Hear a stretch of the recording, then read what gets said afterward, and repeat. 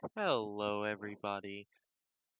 Today is Tuesday, May 5th, and this is Marley.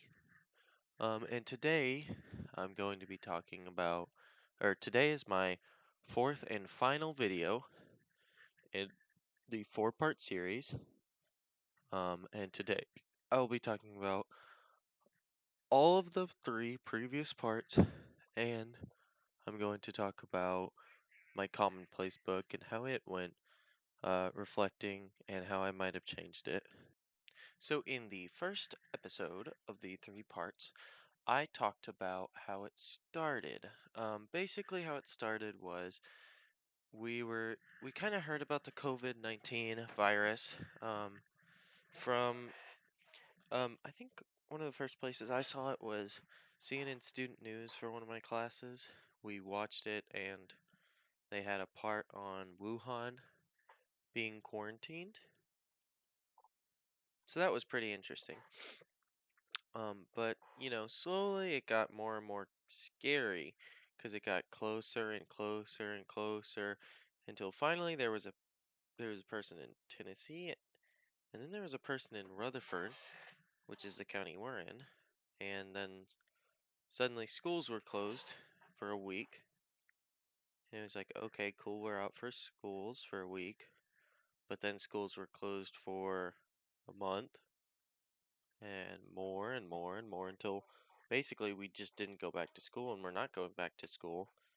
Um, we all we have left is all I have left is college, my dual enrollment stuff, and then graduation and prom. So yeah, that wasn't great. In the second part, I talked about like the worst parts of homeschool and the coronavirus. The I'd say the three biggest points that I said in that video were the um like trying or is sleeping. That's probably the biggest point. And then the second one would be uh like cheating the system. And then the third one is the missing the social aspect of it. So yeah, 'cause you're missing a lot. Like there's a lot of very different things about homeschool, and so you know you sleep through you end up sleeping through a lot of it basically. If your sleep schedule is not very good, um you're not doing very good in your classes, I've noticed. And then you kind of like cheat the system, especially in like math problems. You can just look up the answer, and for like English, you kind of like you go by the system and what it asks. You don't really talk, and you don't try. A lot of people don't really adventure out of their comfortable space, and then you know usually usually you have people to bounce ideas off of. So I'd say the biggest point, difference wise and or bad difference wise for homeschool has to be the social aspect, because I mean, I couldn't even escape it. If I had to do all this by myself, I would have been way worse off. But I've been lucky to have a lot of friends that I have in those classes that I'm in contact with, and I'm able to talk about it. So yeah, those are three biggest points about homeschool. So the three biggest things that sucked about the coronavirus, I would say, were the um how boring it is, um how much you just start to hate being home, and mainly just like how lonely it is. Like you're not around people. Even if you're around your friends, sometimes you just want to see more than just like three people a day. Like it's really boring to only be home. Like you can do a lot, but at the same time, like you want to do more. You want to do more than just stay home most of the time. So I mean that like really sucks. And like I said, you get really tired of being home. Like you just sitting around and you're thinking how much you wish you could go out. You get like really tired of just staying home all day.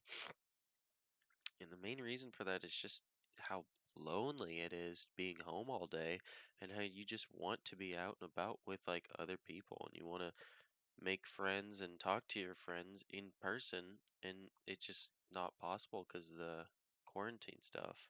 In the next video, I talked about just some like advice I would give to people if they were to do homeschool. More almost advice for myself if I had to do more homeschool. And I also talked about the biggest positives of the coronavirus as well as those there are.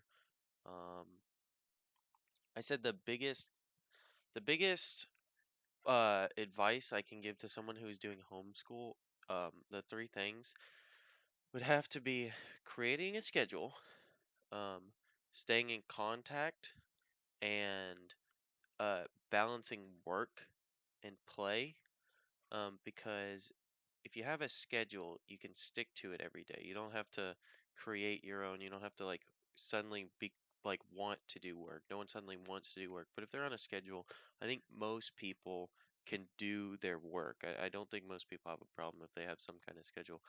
And and a lot of times what helps being on a schedule is staying connected with your teachers because a lot of times if you don't know what's happening, obviously you don't do anything. You don't want to do anything if you're not connected.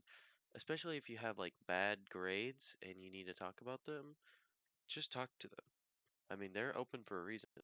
And then the third biggest thing would have to be um, balancing work and play because um, a lot of times you want to play a lot and then you suddenly have to stop that to do work.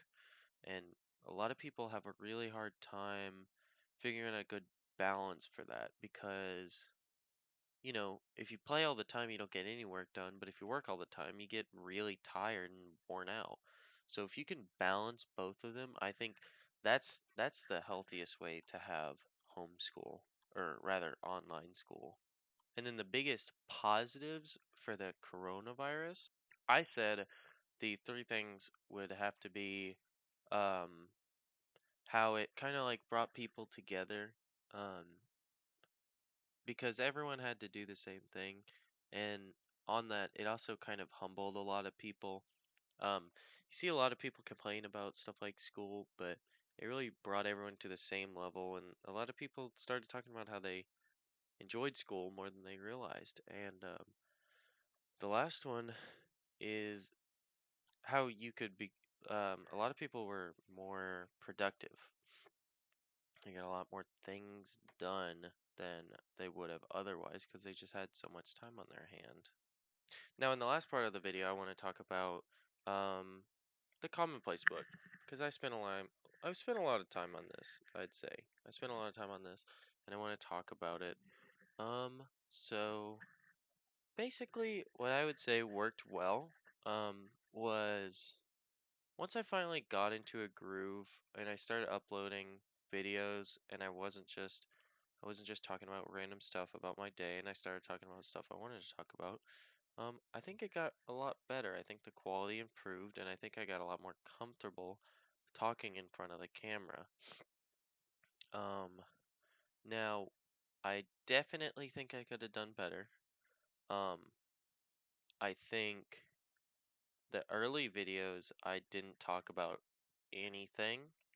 And whilst that might have been okay, because I mean, in truth, at the start, I wanted it to be more of like this thing that was saying like it's boring. But the more I got into it, I wanted to make that point a lot more clear rather than saying I didn't do anything today. So, and then the other part that I would say did not work very well was I was not that organized. And it's more clear in some videos more than others because I probably should have been writing a script on a lot of these, but it felt like I had my ideas organized until I got in front of the camera. And I think I'm well articulated enough that I can say the things that I want to say, but sometimes I blank and I just have to pause the video and I have to continue on. And I don't have any editing for these videos, as weird as that may seem. So if they look kind of choppy and weird, it's because I just paused the video and just played the video right after. Um, because I don't want to say so many filler words, like I just said. I don't want to go or just pause. I want to just and then continue on with the video. So my final thoughts on my whole Commonplace book, I'd say it was quite enjoyable. I actually really enjoyed making daily videos. I might come back to it as a separate venture, not as something like this. I'm really glad that I did it. I definitely don't regret it, but I'm definitely gonna have to work on my upload schedule because there were some times where I uploaded like 7 videos at a time. But all things considered, I really liked it. I'm really glad that this was a project for this year. Um, okay, bye bye.